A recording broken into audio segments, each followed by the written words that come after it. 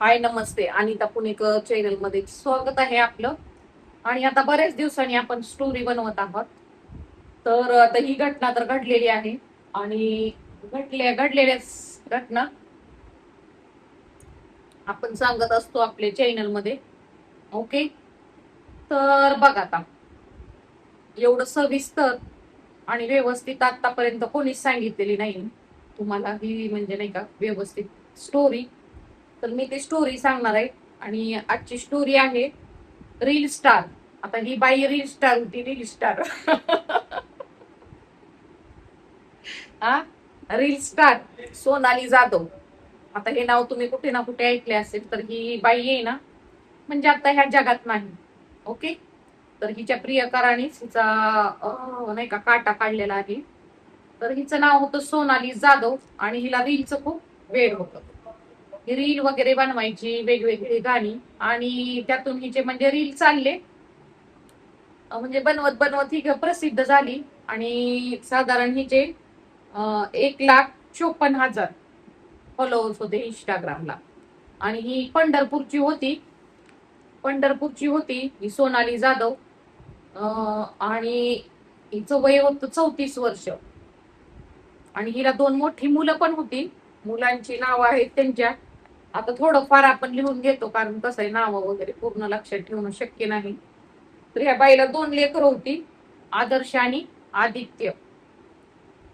आणि इंस्टाग्रामवर ही व्हायरल झाली, रील स्टार झाली. पण हिचं कसं घरात लक्ष नसायचं, सतत रील्स बनवणे. आणि पहिल्या नवऱ्याबरोबर हिचं पटतच नव्हतं. रील बनवायचं तर हिला नाद होता. त्या पहिल्या नवऱ्याकडनं 2 पोरं होती. आणि काही कारणाने यांचं पटत नव्हतं, त्याच्यामुळे ती पहिल्या नवऱ्याला तिनं सोडलं. आणि माहेरी पंढरपुरामध्ये तिचं माहेर भोशे गाव आहे, भोशे. आणि भोशेगाव. तर इथे येऊन ती राहू लागली माहेरी, तिच्या भोशे गावात माहेरी राहायची.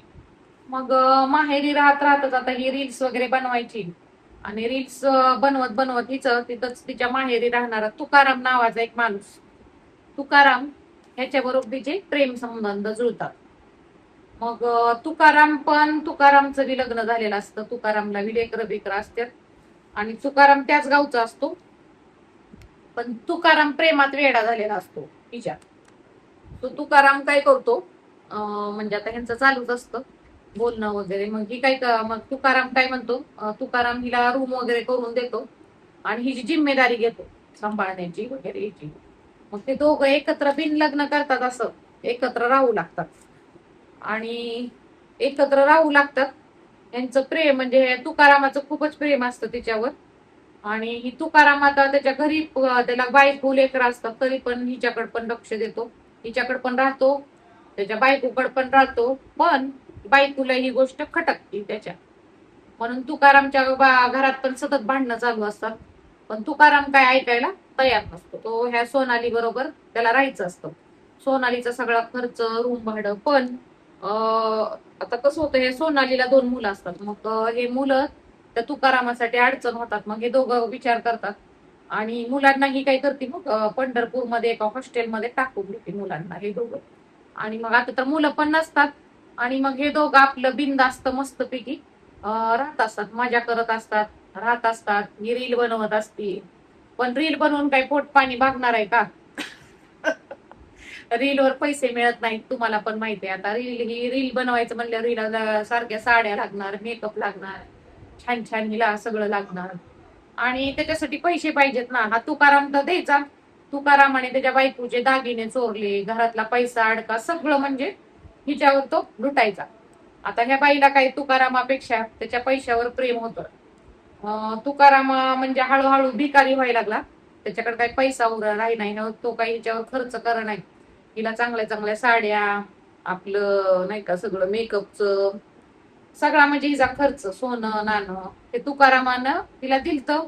पण नंतर काही तुकारामाला देणं होई नाही. नुसतंच राहायचं म्हणल्यावर हिला काय आपलं नको वाटायला. मग हिनं काय केलं, आता ह्या तुकारामचे हिनं काय केलं, मग दुसरा बघितला परत, म्हणजे तिसरा बघितला तिसऱ्या बरोबर फिरायला लागली. तुकाराम तर होताच. पण त्याला माहित पण व्हायचं नव्हतं. ही जाऊन यायची त्या तिसऱ्या बरोबर, म्हणजे व्हिडिओ काढायची, जाऊन फिरून यायची.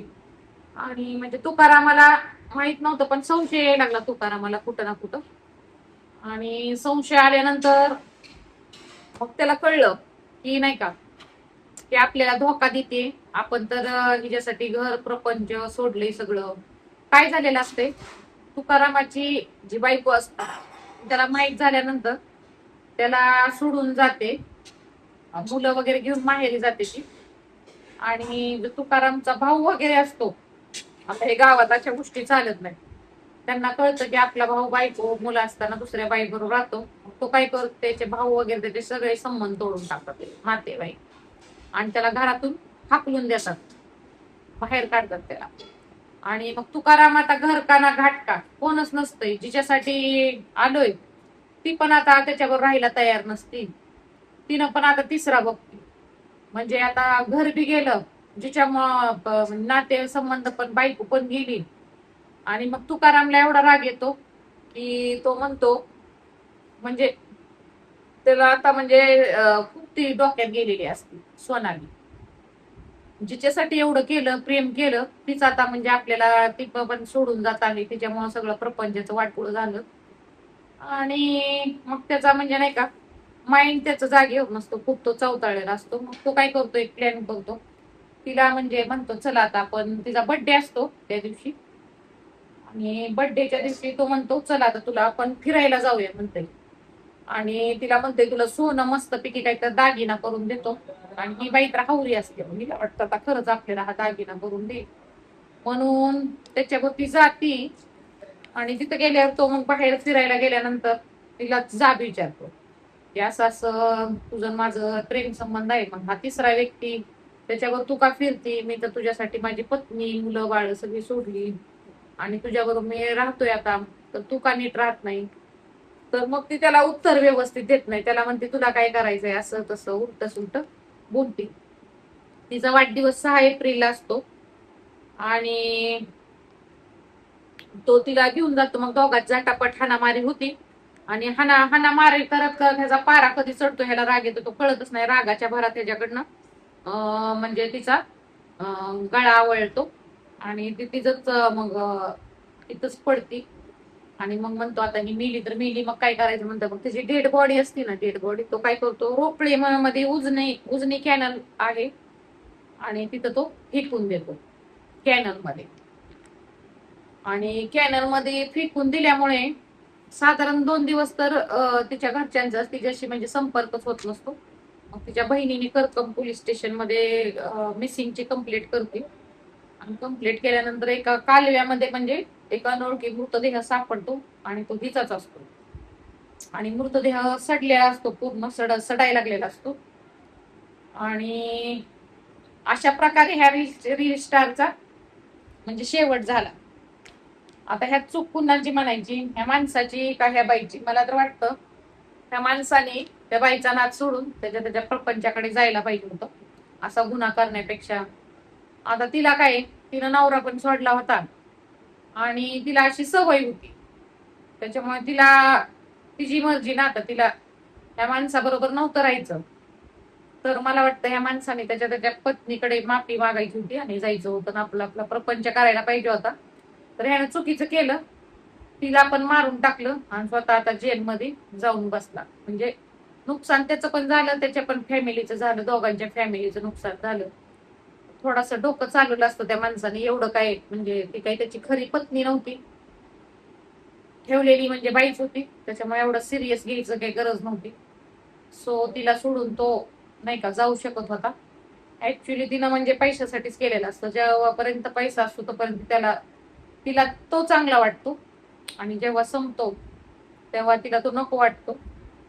सो त्या माणसाला म्हणजे कळली होती रियालिटी त्याची. तर नंतर त्याला अडकायची गरज नव्हती.